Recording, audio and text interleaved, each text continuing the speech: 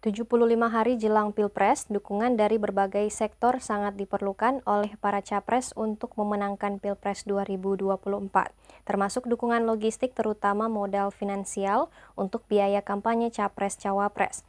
Dalam peraturan KPU nomor 18 tahun 2023 menyebutkan, dana kampanye untuk Pilpres 2024 bisa diperoleh dari sumbangan perseorangan maupun kelompok perusahaan dan atau badan usaha non-pemerintah. Kendati demikian, sumbangan dana kampanye yang boleh diterima dari sejumlah sumber itu dibatasi nominalnya, yakni dari perorangan maksimal 2,5 miliar rupiah dan dari perusahaan maksimal 25 miliar rupiah.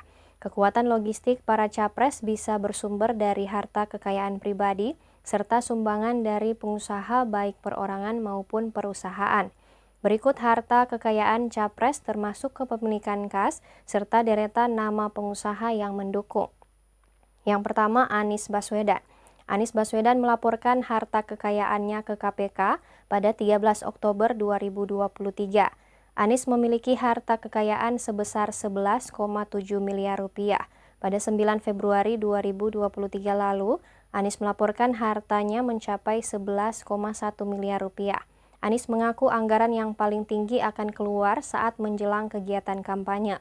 Untuk menyiasati alat peraga kampanye, timnya akan menyediakan konten kampanye sehingga masyarakat dan relawan bisa mencetak sendiri. Selain itu, setidaknya ada 3 pengusaha yang masuk struktur tim kampanye Anies Caimin saat ini, seperti Surya Paloh, Ketua Umum Partai Nasdem yang juga pengusaha kakap yang bergerak di bisnis media.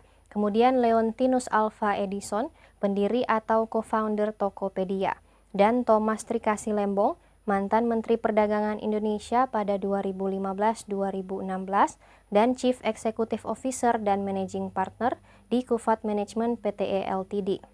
Kemudian yang kedua, Prabowo Subianto. Prabowo Subianto melaporkan harta kekayaannya ke KPK pada 20 Oktober 2023. Prabowo tercatat memiliki harta kekayaan sebesar 2 triliun rupiah. Meski begitu, Prabowo mengakui biaya kampanye di Pilpres memang sangat mahal. Untuk itu, perlu ada terobosan sebagai jalan keluar biaya politik yang tinggi dalam pemilu dan Pilpres. Saat ini sejumlah pengusaha berada di barisan pendukung Prabowo Gibran di Pilpres 2024, yakni Rosan Ruslani, ex-ketua Kadin Indonesia, yang kini juga dipercaya ketua TKN Prabowo Gibran. Kemudian Hashim Joyo Hadikusumo, pengusaha di bidang pertambangan, perkebunan, bioetanol di bawah payung perusahaan Arsari Group. Ada juga Abu Rizal Bakri, pemilik bisnis Bakri Group, Theo Sambuaga, Presiden Komisaris PT Lipo Cikarang, Erwin Aksa, pewaris utama perusahaan Bosowa Group yang sangat dikenal di Indonesia Timur, Maher Al-Gadri, pemilik Kodel Group, Putri Kuswisnuwardani, pengusaha kosmetik Mustika Ratu. Kemudian yang ketiga, Ganjar Pranowo. Ganjar Pranowo melaporkan harta kekayaannya ke KPK pada 23 Oktober 2023. Ganjar tercatat mempunyai harta kekayaan sebesar 15,4 miliar rupiah. Ganjar Pranowo meyakini soal dana kampanye, partai telah menyiapkan melalui pembiayaan gotong royong. Ganjar menambahkan untuk menutupi besarnya biaya kampanye tersebut, tentu akan ada penggalangan dana dan donasi. Pengusaha pendukung Ganjar yang berpotensi memberikan dana kampanye, diantaranya Arsyad Rashid, Ketua Kadin Indonesia, Presiden Direktur di PT Indika Energi Tbk, sebuah perusahaan energi terkemuka di Indonesia. Kemudian ada Bagas Adadirga, CEO PT Asia Aeroteknologi, yang bergerak di bidang pengembangan dan pelayanan bandar udara.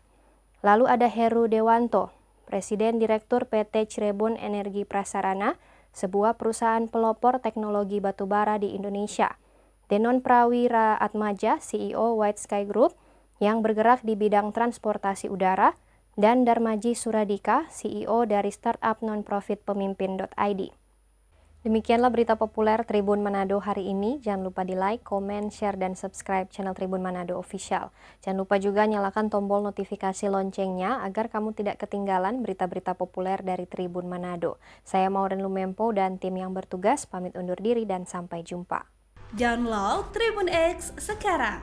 Menghadirkan lokal menjadi Indonesia.